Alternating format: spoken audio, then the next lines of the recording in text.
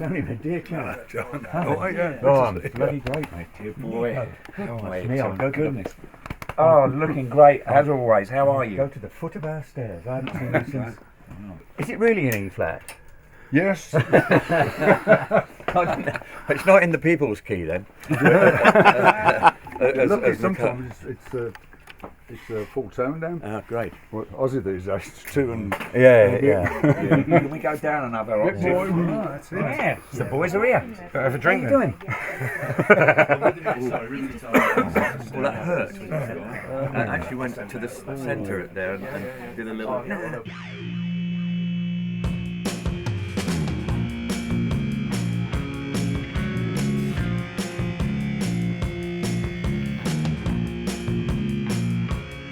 This is an experience of the void. Hi and welcome to The Void. I'm here to show you through a few of my longer form documentary pieces. That particular moment was with Tony Iommi from Black Sabbath, Ian Gillan from Deep Purple, and Nico McBrain from Iron Maiden. This day was also one of the legendary Jon Lord's final ever recording sessions. So these guys came together a couple of decades after a really horrific event. A devastating earthquake struck Armenia. The catastrophic earthquake killed 25,000 people, injured more than 100,000, and left 500,000 Armenians homeless. Directly after that moment, they all got together and did an all-star cover of Smoke on the Water to raise money for the people of Armenia. What they did years later, from this session that we've recorded, was Ian Gillan and Tony Iommi wrote a new song to raise money to build a music school for the kids of Armenia, and they did that. In July 2010, they assembled an all-star lineup at the iconic Psalm Studios and recorded in the same room Led Zeppelin made their seismic fourth album. This room we slang on the bottom, great stairway there, isn't it? Yeah, this very room. And it's the weirdest thing, we were doing one of the tracks on Metal Life and Death, and Jimmy walked through the door and I was doing my Bonham bit in the song. It just kind of reminded me of John, and he walked in, I thought, me, just at the right time, that door there, you know. Yeah. That was just one little moment from the 20-minute video. You can check it out in the comments. Now, what would this be without a little taste of the song they made?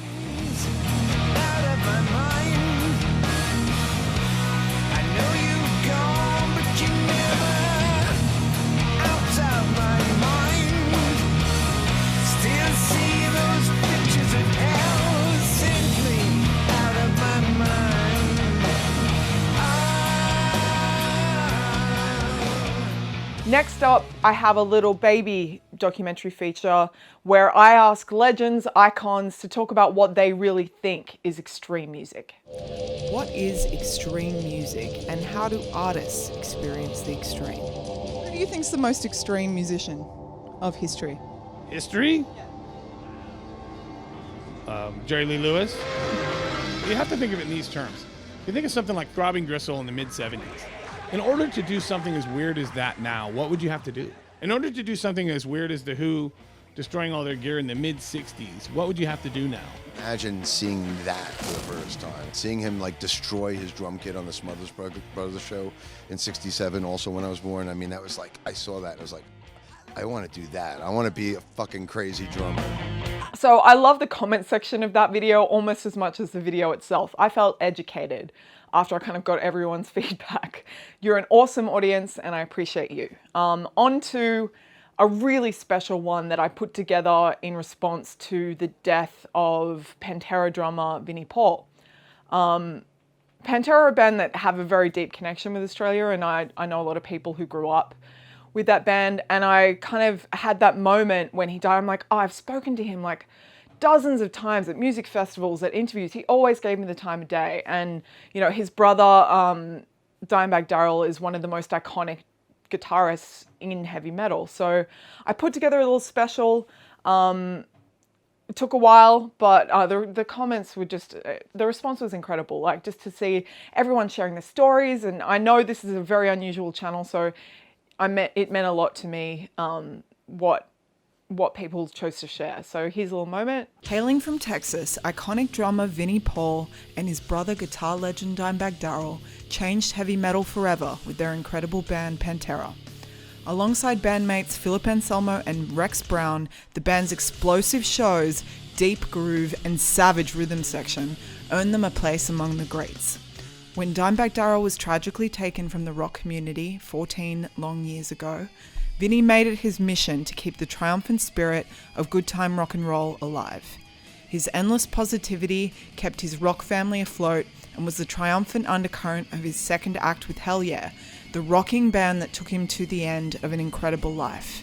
Rock and roll heaven just got a whole lot louder. So a bit of a few degrees of separation. I did a really popular special this year on Down's iconic first album, NOLA. If you haven't heard it, it is perfect start to finish. It's never gotten the credit it deserves. It's a super group with members of like Crowbar, Pantera, Corrosion of Conformity. It's just a really special album. So it was great to see the response on this. And this is a moment with the guys that I filmed way back when about how underground they kept it when they were sharing it with people. We were opening for Black Sabbath and Iron Maiden. It was that big festival in Italy, and Testament was playing. Maybe it's a different, whatever. Testament was playing, and me and Chuck Billy went on the bus, and we got super stoned, and I was like, dude, check this out. And it blew his fucking head off. And I met a couple of kids in Europe, and I dubbed it. He didn't tell him who I didn't tell them we were in it. I just said, man, it's this killer band called Down. You're not going to believe this shit. Everybody's like, wow. And then COC played in Sweden, and a freaking kid came up with a homemade Down shirt. Oh, yeah. And he asked me if I'd heard this band called Down. I was like, no, man, let's check it out. Thanks so much for watching. As I mentioned, all of these extended features you can watch in the comments below. If you want to stay on top of what we're putting out and get notifications or get them straight in your inbox, don't forget to sign up to the email list and subscribe.